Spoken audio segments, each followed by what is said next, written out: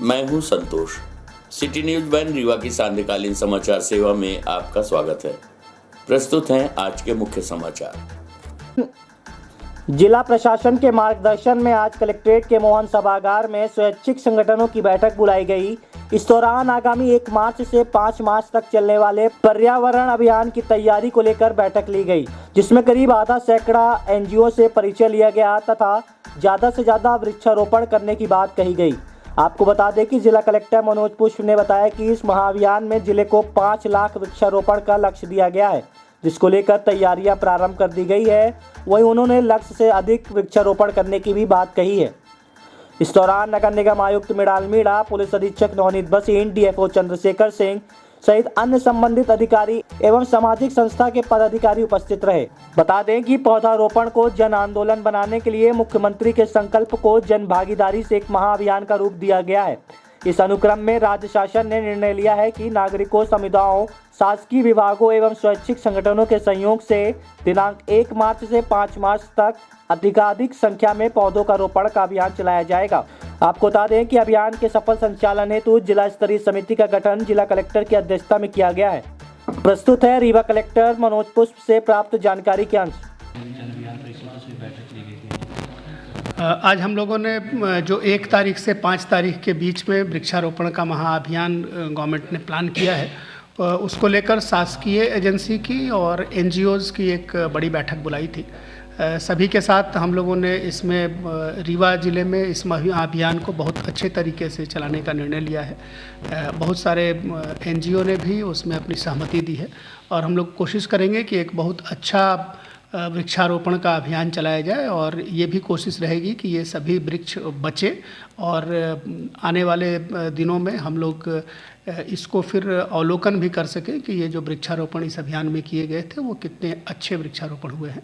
आप सभी से मीडिया के माध्यम से हमारी ये अपील है कि सभी जगह इस बात का लोगों की जानकारी में लाने की कोशिश करें कि 1 से 5 तारीख के बीच में ऐसा महाअभियान चलेगा और सभी लोगों से मेरी अपील है कि इसमें बढ़ चढ़कर हिस्सा लें। क्या कुछ लक्ष्य निर्धारित किया गया है? हम लोगों ने ज़िले में 5 लाख का लक्ष्य निर्धारित किया है और हम उम्मीद करते हैं कि जैसी सब लोगों की सहभागिता की हम इससे कहीं ज़्यादा वृक्षों का रोपण करेंगे। पढ़ाई के लिए कमरा लेकर छात्र कर रहे थे पेटीएम फ्रॉड, बिछिया पुलिस ने गिरोह का किया खुलासा। आपको बता दें कि पढ़ाई के लिए शहर में कमरा लेकर रह रहे छात्र पेटीएम फ्रॉड कर रहे थे। बिछिया पुलिस ने इस तरह का अपराध करने वाले गिरोह के 5 सदस्यों को गिरफ्तार किया है। पूछताछ में 5 वारदातों की जानकारी सामने आई है। पकड़े गए आरोपियों में ओम प्रकाश पाठक, अमन द्विवेदी, अनुराग शुक्ला, पुष्पजीत चतुर्वेदी और आदर्श पाठक पकड़ाया है। वहीं गिरोह का एक आरोपी अभी भी फरार बताया जा रहा है, जिसकी तलाश पुलिस कर रही है। बता दें कि पेटीएम फ्रॉड करने वाले इस गिरोह को पकड़ने में साइबर सेल की महत्वपूर्ण भूमिका रही है। धोखाधड़ी में प्रयुक्त mobile phone, Paytm scanner machine, Pulsar motorcycle एवं थाना बिछिया की घटना में धोखाधड़ी कर आहरित किए गए 20,000 रुपए बरामद किए गए हैं। आरोपियों से अब तक की पूछताछ में ये जानकारी सामने आई है कि इन लोगों ने चौराटा, समान और अमैया थाना क्षेत्र में भी इस तरीके की वारदात को अंजाम दिया था। प्रस्तुत है रीवा से प्रखर Gupta, bureau report, public vibe. क्या पूरी कार्रवाई किस तरह की पकड़े गए हैं? जी हाँ, एक मेरे थाना विषय अंतर्गत जो है लक्ष्मणपुर गांव की घटना है। 27 जनवरी की घटना में जो है 3 लोग अपने पल्सर बाइक से गए हुए थे। इन्होंने जो है कि अपने 2 लोग मित्रों ने मिलके आपस में पेटीएम का 1-1 रुपये का लेन देन किया था। उसी तरीके का जो है ने आइडिया अपनाया और एक दुकानदार जो आपका अमित सूर्यवंशी है अपने यहाँ लक्ष्मणपुर का, उसकी दुकान में जाकर जो है 20 रुपये की मांग करते हैं कि हमारे पास 20 रुपये कैश चाहिए, ज़रूरत है। और इन लोगों ने 20 रुपये पेटीएम के थ्रू इसको पेटीएम कर दिया और बाद में 20,000 रुपये से कैश ले लेते हैं। और उन्हीं में से एक बंदा उनका साथी जो रहता है उसका OTP बंदे का देख लेता है और उसी OTP के थ्रू जो है आधे घंटे बाद ये उस 20,000 को रिफ़ंड कर लेते हैं। कैश भी ले आते हैं और जो दिया हुआ पेटीएम से 20,000 रुपये वो भी रिटर्न कर लेते हैं। इसी तारतम्य में इनसे पूछताछ की गई तो इन्होंने जो है 4-5 घटनाओं को कबूल किया है, जिसमें समान थाने की 2 घटनाएँ हैं, एक चौराटाई घटना है। अमैया में भी इन लोगों ने जो है वारदात करना कबूला है। अभी 20,000 में मेरे यहाँ बरामद हो गया केस और 65,000 के आसपास की ये घटना जो है फ्रॉड करना कबूल किए हैं। इसमें जो है एक ओम प्रकाश उर्फ शिवम है, ये निवासी मनिकवार का है। अनुराग शुक्ला है, ये सिपुरवा टोला पड़ता है, गुड़ में है। एक अमन द्विवेदी इनका साथी है और एक पुष्पजीत चतुर्वेदी है और एक जो है इनका आदर्श पाठक मनकहरी का है। ये लोग मिलके जो है एक किराए कमरे में रहते हैं और वहाँ से सब घटनाओं को अंजाम देते हैं। बताया जा रहा है कि पहले लोग आपस में ट्राई कर कर तो चेक करते थे, उसके बाद फिर इससे लोगों को ठगी का शिकार बनाते थे। जी हाँ, इनके द्वारा बताया गया कि हम लोग जो है पहले स्वयं आपस में एक दूसरे को ट्रांजैक्शन करते हैं और प्रयास करते हैं कैसे रिफंड होगा, उसी का आइडिया ये लोग लेते हैं और उसी के थ्रू ये फ्रॉड का घटना को अंजाम देते हैं। यूक्रेन में युद्ध के बीच फंसे रीवा के प्रज्वल तिवारी की आज वतन वापसी हुई है। प्रज्वल तिवारी आज अपने घर पहुंच गए हैं। प्रज्वल तिवारी के माता पिता ने प्रज्वल को मिठाई खिलाकर खुशियां मनाई। कई दिनों बाद प्रज्वल के माता पिता के चेहरे में खुशी लौट आई है। मीडिया से बात करते हुए प्रज्वल तिवारी ने बताया कि वहां के हालात बेहद खराब हैं। मैं सकुशल लौट आया हूं, इसके लिए मैं सभी को धन्यवाद देता हूं। आपको बता दें कि रूस लगातार यूक्रेन में बमबारी कर हर तरफ तबाही मचा रहा है। कई यूक्रेन के नागरिक अपना देश छोड़कर दूसरे देश की पनाह लेने में जुटे हुए हैं। रूस की ओर से यूक्रेन में किए गए ताबड़तोड़ बमबारी से अब तक कई इमारतें धराशायी हो चुकी है। हमले में अब तक कई यूक्रेनी मिलिट्री के जवान व कई सिविलियंस भी मारे जा चुके हैं। वहीं यूक्रेन में अब भी हजारों की तादाद में फंसे भारतीय नागरिक भी अभी जंग के बीच में अपने घर वापसी के इंतजार में लगे हुए हैं। यूक्रेन में फंसे रीवा के प्रज्वल तिवारी भी काफी मशक्कत के बाद आज उनकी अपने घर वतन वापसी हुई है। करीब 10 दिन पूर्व ही रूस के राष्ट्रपति व्लादिमीर पुतिन ने यूक्रेन में हमला करने की चेतावनी दे दी थी। दो देशों के बीच जंग होने की खबर सुनकर पूरी दुनिया की निगाहें टिक चुकी थी। ऐसे में यूक्रेन में रह रहे भारतीय नागरिकों की मुश्किलें काफी बढ़ गई। यूक्रेन में करीब 20,000 से अधिक छात्र व अन्य नागरिक अभी भी फंसे हुए हैं, जिसमें से मध्य प्रदेश के रीवा जिले में जवा तहसील के रामबाग निवासी प्रज्वल तिवारी भी हैं। प्रज्वल तिवारी यूक्रेन के तरानोपिल स्टेट में स्थित एक छात्रावास में रहकर मेडिकल यूनिवर्सिटी में MBBS के दूसरे वर्ष की पढ़ाई कर रहे थे। रूस के राष्ट्रपति व्लादिमीर पुतिन ने जैसे ही यूक्रेन में हमले की घोषणा की तो वहां पर रह रहे भारतीयों की मुश्किलें बढ़ गई। हर कोई डर के साए में जी रहा था। वहीं हमले की खबर लगते ही यूक्रेन की सरकार अलर्ट हो गई। इस दौरान वहां पर अफरा तफरी का माहौल निर्मित हो गया है। प्रज्वल की माने तो जिस दिन उन्होंने भारत के लिए उड़ान भरी, उसी दिन उनके निकलने के करीब 1 घंटे बाद यूक्रेन में हमला हो गया। जिसकी जानकारी होने लगी तो वहां फंसे हुए प्रज्वल के करीबी दोस्तों की चिंता हुई, क्योंकि आज भी उनके 20 से 25 करीबी दोस्त यूक्रेन में फंसे हुए हैं, जिन्हें सुरक्षित भारत लाने वह भारत सरकार से गुजारिश कर रहे हैं। प्रस्तुत है प्रज्वल तिवारी एवं प्रज्वल के पिता बुद्धिसागर तिवारी से प्राप्त जानकारी के अंश। इसे मैं बहुत खुश हूँ, मैं बहुत ज़्यादा खुश हूँ। मैं बता नहीं सकता मैं कितना खुश हूँ, क्योंकि मेरे घर वाले बहुत खुश हैं, परेशान नहीं हैं। और आप लोगों ने बहुत हेल्प की मेरी। मैं बहुत इस बात का शुक्रगुजार हूँ मैं आपका, मीडिया वाले। मैं कहूँगा कि मेरे पास 25 से 30 डेली फ़ोन आते थे, मैसेज आते थे कि आप कैसे हैं। आप लोग को थैंक यू सो मच। किस तरह के हालात हैं यूक्रेन में? सर अब हालात बद से बदतर हैं वहाँ, और बहुत सारे मेरे साथी फंसे हुए हैं, बहुत सारे इंडियन स्टूडेंट वहाँ फंसे हुए हैं, जो कि अभी बंकरों में रखे जा रहे हैं। वहाँ पे अलार्म का सिचुएशन है कि जहाँ टर्नोपिल में रहता था वहाँ अलार्म सेट किया गया है। उनको ऐसा निर्देश दिए गए हैं कि अगर अलार्म थोड़ी देर के लिए बजता है, इसका मतलब है आप बंकरों में जाके छुप जाएं। अगर ये अलार्म 5 और 10 मिनट का होता है तो इसका मतलब है कि आप वापस उन बंकरों से अपने घर पे जा सकते हैं। तो वो अब मतलब सिचुएशन कुछ ऐसी है कि वो बेचारे इतना परेशान है कि उनको बस घर आना है, कुछ भी करके उनको घर आना है। क्या पढ़ाई कर रहे थे आप वहाँ पे? मैं MBBS का 2nd ईयर का स्टूडेंट हूँ, टर्नोपिल नेशनल मेडिकल यूनिवर्सिटी में मैं पढ़ता हूँ। वहाँ से आते समय आपके मतलब वहाँ पे जो हालात थे यूक्रेन में, वो कैसे हालात थे? जी जब मैं आया सर तब हालात सामान्य थे। मेरे आने के 1 या 2 घंटे बाद बमबारी स्टार्ट हुई है। उसके बाद हालात बिगड़े सर, अब काफ़ी बिगड़ चुके हैं। आपके कितने साथी छात्र रहे हैं? मेरे जो बहुत नज़दीकी दोस्त हैं वो करीबन 20 से 25 मेरे बहुत नज़दीकी दोस्त हैं, और भी मेरे भाई बंधु जो यहाँ के हैं बहुत सारे अभी वहाँ फंसे हुए हैं। भारतीय नागरिकों की अगर बात की जाए तो लगभग कितने की तादाद में वहाँ पे फंसे हैं? मेरे हिसाब से अभी भी 20 से क्योंकि बहुत सारे तो वहाँ पढ़ते हैं, बहुत सारे वहाँ काम करते हैं, जिनका रेस्टोरेंट है, जिनकी शॉप है, तो करीबन 20,000 अभी भी फंसे हुए हैं सर। कब और कैसे चले आप? हाँ जी, मतलब किस दिन चले वहाँ से? जी मैं मेरी 23 तारीख को 9:40 के यूक्रेन के टाइम के हिसाब से फ़्लाइट थी, जो कि डिले हुई और वो 1:50 को हुई। 1:50 को मैं वहाँ से निकला। उसके बाद मैं कजाकिस्तान पहुँचा, अलमाती में जब मैं पहुँचा तो टाइम हो रहा था नियर अबाउट 3:10, और फिर जो कि इंडिया में हो रहा था 2:30 बज रहे थे। उसके बाद मेरी वहाँ से फ़्लाइट थी, तो 3.5 घंटे बाद मैं दिल्ली लैंड किया था। आपने फोन करके घर वालों से बात की थी करीब 1 हफ्ते पहले, क्या बात हुई थी आपकी घर वालों से? जी, मेरी बात हुई थी कि यहाँ सब स्थिति सामान्य है, आप लोग परेशान ना हो, मैं टिकट देख रहा हूँ, जितना जल्दी हो सकेगा मैं घर वापस आ जाऊँगा अपने दोस्तों के साथ। आपके द्वारा लगातार इंडियन एम्बेसी से संपर्क भी किया गया? जी हाँ, इंडियन एम्बेसी से हम लगातार संपर्क में रहे, उन्होंने मेल करके हमें सूचनाएं दी।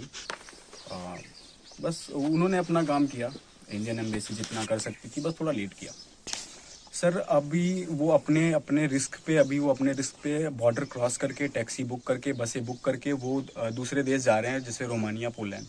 मेरी सरकार से ये हाथ जोड़ के निवेदन है कि वहाँ से उनको एयरलिफ्ट किया जाए, वहाँ से तो उनको एटलीस्ट लाया जाए, भले ही चार्टर्ड फ्लाइट बुक करें आप, उनसे पैसे ले, लेकिन वहाँ से उनको लाया जाए, क्योंकि अब वो इस कंडीशन में है कि कोई अगर कंधे पे भी हाथ रखता है तो वो रो देते हैं। अब उनकी बस की बात नहीं है ये झेल पाना।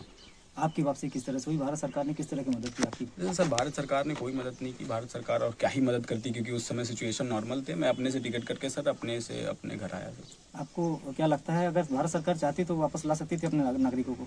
जी हाँ, भारत सरकार चाहती तो थोड़ा सा फेयर कम करके, क्योंकि जो ये एयर इंडिया ये फ्लाइट भेजे थे उनका 60,000 से 65,000 समथिंग फेयर था। अगर वो फेयर कम होता तो आज इतने सारे इंडियन स्टूडेंट्स वहाँ फंसे नहीं होते। कम सरकार को कुछ मैसेज देना चाहेंगे? सरकार को मैं कुछ नहीं, मैं सरकार से निवेदन करना चाहूँगा कि जितने भी वहाँ फंसे हुए हैं भारतीय स्टूडेंट्स, उनको जल्द से जल्द वापस लाया जाए। भारत के अलावा और भी कई सारे। जी हाँ, वो लगातार टच में है, वो तो मैं उनसे तो अब क्या ही कहूँ, वो अपने अब समझदार है। बाकी वो लगातार टच में है, जिस भी देश के, वहाँ नाइजीरियन काफ़ी रहते हैं, घाना कंट्री के काफ़ी रहते हैं, वो लगातार अपने गवर्नमेंट के टच में हैं। उम्मीद है कि सारे सुरक्षित अपने वतन वापस लौटें। आपकी पढ़ाई अधूरी रह गई? जी नहीं, मैं ऐसा बिल्कुल नहीं कहूँगा कि मेरी पढ़ाई अधूरी रहेगी। मैं भगवान से यही प्रार्थना करूँगा कि जल्द से जल्द ये सब ठीक हो जाए और मैं वापस जा सकूँ यूक्रेन अपनी पढ़ाई जारी रखें। यूक्रेन में अपने फंसे दोस्तों को आप क्या कहना चाहिए? यूक्रेन में जो मेरे दोस्त फंसे हैं उनसे मैं कहूँगा कि प्लीज़ पैनिक ना हो आप लोग। इन्हीं सब कंडीशंस का सामना करके हमें डॉक्टर बनना है आगे, हम फ्यूचर्स डॉक्टर हैं, हम घबराएंगे नहीं और बहुत जल्दी सब ठीक हो जाएगा। बहुत अच्छा, बहुत खुशी है। कैसे पहुंचे रीवा? रीवा दिल्ली से बाई ट्रेन, उधर बाई फ्लाइट आए थे दिल्ली तक।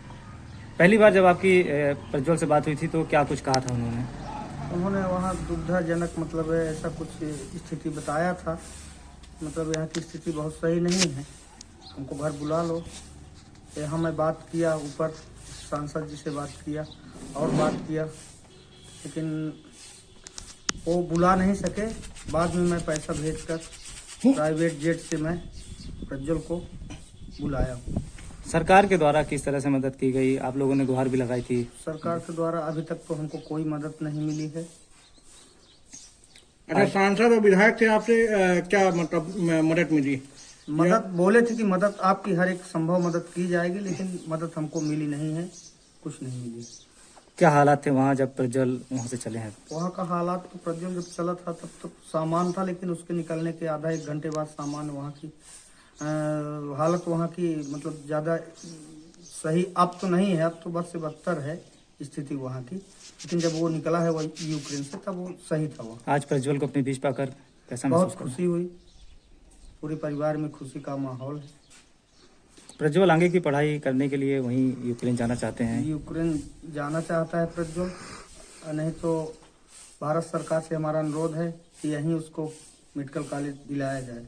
अगर यूक्रेन के हालात सुधरते हैं तो आपके द्वारा क्या अनुमति दी जाएगी प्रज्वल को? बिल्कुल दी जाएगी, जाएगा पढ़ेगा। पल्स पोलियो अभियान में 2,82,000 बच्चों को पिलाई जाएगी 2 बूंद जिंदगी की। आशा और आंगनवाड़ी कार्यकर्ता पीले चावल देकर पोलियो पिलाने के लिए कर रही आमंत्रित। आपको बता दें कि पल्स पोलियो अभियान 27 फरवरी 2022 के संबंध में मुख्य चिकित्सा एवं स्वास्थ्य अधिकारी डॉक्टर BL मिश्रा ने जानकारी देते हुए बताया कि पल्स पोलियो कार्यक्रम 27 फरवरी रविवार को आयोजित हो रहा है, जिसमें 0 से 5 वर्ष तक के सभी 100% बच्चों को बूथ पर पोलियो की दवा पिलाई जानी है। जिले में 0 से 5 वर्ष तक के कुल 2,82,000 बच्चे हैं, जिनको पोलियो की दवा पिलाने हेतु कुल 2446 बूथ बनाए गए हैं। इसके अतिरिक्त 48 टीमों द्वारा रेलवे स्टेशन, सभी बस स्टैंड एवं अंतर्राज्यीय बॉर्डर में भी बसों को रोककर बच्चों को पोलियो की दवा पिलाई जाएगी। सभी ब्लॉकों में 23 मोबाइल टीमें बनाई गई हैं, जो दूरस्थ ग्रामों में निवासरत बच्चों को पोलियो की दवा पिलाएंगी। चूना भट्टा, ईटा भट्टा, अन्य झुग्गी झोपड़ी में निवासरत श्रमिक के बच्चों को भी बूथ पर दवा पिलाई जाएगी। अभियान की सफलता व सतत मॉनिटरिंग के लिए 306 सुपरवाइजरों की टीम बनाई गई है, जो निरंतर जिले में सुपरविजन का कार्य कर रही है, जिसमें महिला बाल विकास विभाग एवं स्वास्थ्य विभाग के सुपरवाइजर कार्य करेंगे। आपको बता दें कि कुल 2446 बूथों में पोलियो की दवा पिलाने हेतु 5452 कार्यकर्ताओं की ड्यूटी लगाई गई है, जिसमें आंगनवाड़ी कार्यकर्ता, आशा कार्यकर्ता एवं समाज सेवियों को भी शामिल किया गया है। प्रस्तुत है डॉक्टर BL मिश्रा से प्राप्त जानकारी के अंश। पूरे देश के साथ में हमारे रीवा जिले में भी 27 तारीख को सघन पल्स पोलियो अभियान कार्यक्रम आयोजित है। दिन रविवार है और 27 फरवरी है और इस दिवस 0 से 5 वर्ष तक के सभी बच्चों को पोलियो की 2 बूंद पिलाए जाने का लक्ष्य है। उसकी मंशा है कि ताकि हम पहले ही हमारा भारतवर्ष पोलियो मुक्त हो चुका है 2014 में और एक भी बच्चा पुनः पोलियो से पीड़ित न हो पाए, ये अभियान हमारा सतत रूप से कुछ वर्षों तक जारी रहेगा, जब तक दुनिया के एक भी देश में एक भी केस पोलियो का बरकरार है। इसकी तैयारी के लिए हमने पूरे ज़िला में हमारे 9 ब्लॉक हैं और पूरा हमारा शहरी क्षेत्र है, 2400 बूथ बनाए गए हैं। हर मोहल्ले में बूथ बनाए गए हैं लोगों की सुविधा की दृष्टि से, ताकि हमारी माताओं बहनों को अपने बच्चों को लेकर दूर न जाना पड़े और नज़दीक में ही उनको बूथ मिल जाए तो वहाँ पर लाके सभी माताएं बहनें या अभिभावक अपने बच्चों को पोलियो की 2 बूंद पिला सकते हैं। साथ ही 48 ट्रांजिट टीम बनी हुई हैं, जैसे रेलवे स्टेशन में जितने यात्री आते हैं या ट्रेन से जा रहे हैं तो उनको भी पोलियो की 2 बूंद पिलाने का तैयारी की गई है। साथ ही जितने भी बस स्टैंड हैं और हमारा अंतर्राज्यीय बॉर्डर है हनुमाना का, चाक घाट का, सतना का, इन सभी बॉर्डर्स में भी हमारी टीम तैनात रहेगी और NCC के कैडेट्स भी हैं, कुछ NGO समाज सेवी हैं, स्वास्थ्य कार्यकर्ता, महिला बाल विकास के आंगनवाड़ी कार्यकर्ता, ये पूर्ण रूपेण इनको प्रशिक्षित किया जा चुका है और ये 27 तारीख को सुबह प्रातः 8 बजे से शाम 5 बजे तक हर बच्चे को दवा पिलाने का लक्ष्य रखा गया है। 5500 हमारे स्वास्थ्य कर्मचारी इस अभियान के लिए तैनात किए गए हैं और साथ ही मोबाइल टीम भी 23 बनाई गई हैं, जिसका पर्पज रहेगा कि बहुत से हम देखते हैं कि हमारे ज़िले के ही गांव से शहर में काम करने आते हैं, बिल्डिंग बनाने आते हैं या कुछ व्यवसाय करने आते हैं और झुग्गी झोपड़ी बना के रहते हैं या किसी भवन में रहते हैं तक और ईंटा भट्ठा में, चूना भट्ठा में कार्य करते हैं। तो ऐसे उन लोगों तक भी पहुंचने का हमारा लक्ष्य है ताकि इनके बच्चों को भी हम पोलियो की दवा पिला सकें। इस तरह से हमारी पूरी तैयारी है और सभी माताओं, बहनों और अभिभावकों से अपील है कि कोई भी बच्चा छूटने न पाए। रविवार को ही 100% बच्चों को 0 से 5 वर्ष तक के बच्चे, आज जिन बच्चों का जन्म हुआ है वो भी पोलियो की दवा पिलाएं या 10 दिन पहले किसी को टीका लगा है उसमें पोलियो की दवा पिलाया गया है तो ये न सोचें कि अब हमको नहीं लगेगा। ऐसे सारे पूरे 100% बच्चों को पोलियो की दवा पिलाने का रविवार को हमारा लक्ष्य है और पूर्ण रूपेण तैयारी है। किसी कारण बस कोई बच्चा छूट जाता है तो क्या उसकी क्या व्यवस्था रहेगी? किसी कारण से छूट जाता है तो हम 28 तारीख को हमारी टीम घर घर जाएगी और ढूंढ के उन घरों में, जैसे पहले से हम चिन्ह लगाते आ रहे हैं, यदि चिन्ह लगाया है तो यस कर देना है, यदि बच्चा छूटा हुआ है तो क्रॉस कर देंगे। फिर जब तक उस बच्चे को हम नहीं पिला देंगे तब तक हमारी टीम उस बच्चे को ढूंढेगी। मेरा यथासंभव प्रयास है सभी लोग कोशिश करें कि इस रविवार को ही पूरी सब बच्चे हमारे दवाई पी लें। महाशिवरात्रि पर्व के अवसर पर विगत वर्षों की भांति इस वर्ष भी भगवान भोलेनाथ की भव्य बारात वेंकट रोड रीवा स्थित बैजू धर्मशाला के प्रांगण से दिनांक 1/3/2022 को प्रातःकाल 9 बजे से निकाली जाएगी। इस संबंध में जानकारी देते हुए शिव बारात आयोजन एवं जन कल्याण समिति के अध्यक्ष मनीष गुप्ता द्वारा बताया गया कि भोलेनाथ की बारात बैजू धर्मशाला से प्रारंभ होकर खन्नत चौराहा, वेंकट रोड, स्टैचू चौराहा, साई मंदिर, रसिया मोहल्ला, सिल्वी प्लाजा B ब्लॉक से होते हुए वापस SK स्कूल के पास से मुड़कर श्रम कल्याण केंद्र के पास स्थित पचमठा आश्रम पहुंचेगी, जहां शिव पार्वती का विवाह विधि विधान के साथ संपन्न होगा। इस अवसर पर पचमठा आश्रम में दोपहर 1 बजे से शाम काल 6 बजे तक भव्य सांस्कृतिक कार्यक्रम एवं विशाल भंडारा कार्यक्रम का आयोजन किया गया है। साथियों, ये भंडारा तो भंडारा ही है। अब ये पूरा रीवा नहीं, पूरा मध्य प्रदेश इसके इंतजार में रहता है, ये बारात कब निकलेगी और कब ये क्षण हमको मिलेगा और कितने भोले बाबा हमको आशीर्वाद देंगे। अब यहाँ पर ये बारात में कम से कम 1 लाख से 2 लाख लोग की भीड़ होती है और भंडारे में 30 से 40 हजार लोग की भीड़ होती है। यह भगवान की कृपा है। इस भंडारे में खासियत यह है भाई साहब, किसी को निमंत्रण नहीं देना पड़ता है। इस भंडारे को जैसे सुनते हैं लोग, भूत प्रेत लंगड़ भोले के संग चले, इस तरह का कार्यक्रम बन जाता है। लोग लाखों लोग आते हैं, प्रसाद लेते हैं, सांस्कृतिक कार्यक्रम देखते हैं और उसका पूरा आनंद उठाते हैं। किसी को नहीं बोलना पड़ता अब यहाँ बैठिए भाई साहब, यहाँ बैठिए। इस कार्यक्रम को न मनीष गुप्ता की लोग मानते हैं, इस कार्यक्रम को न पूरी टीम को मानते हैं। यह कार्यक्रम अपना मान के इस कार्यक्रम को इतना सफल बनाते हैं लोग। एक भी भाई साहब न धुक्का न मुक्की, न कोई को बरबरी, न गाली, न गलौज, खुशी। इतना आनंद आता है इस कार्यक्रम में। हम स्वयं देखते हैं सब ये कार्यक्रम कैसे स्वयं भोले बाबा स्वयं पधार जाते हैं इसमें। इस बार हम लोग जो टेलर की जो बारात निकालते थे, जो अपन 5-6 रहती थी, इस बार कम से कम टेलर में बारात कम से कम 10 लोग रहेंगे। उज्जैन से महाकाल आ रहे हैं इस बार, फिर से इस बार उज्जैन के महाकाल आ रहे हैं। और स्टेज शो में सांस्कृतिक कार्यक्रम जो होने जा रहे हैं, अपने तरुण चोपड़ा ग्रुप, दिल्ली के ग्रुप, मथुरा के ग्रुप, गायक वाराणसी से, लखनऊ से, इलाहाबाद, प्रयागराज से लोग आ रहे हैं। इस बार जो पंडाल और जो मंच बन रहा है, दुगना से तिगुना इस बार कार्यक्रम का देंगे, क्योंकि इस बार जो सुनने में आ रहा है, जो शिव भक्तों की डिमांड है कि इस बार पूरा रीवा उस तैयारी में लगा हुआ है। कब निकलेंगे, कब हमारे भोले बाबा निकलेंगे और दर्शन देंगे, कब मुझे भोले बाबा का प्रसाद मिलेगा। सब इंतजार कर रही पूरा रीवा की जनता और पूरा संभाग।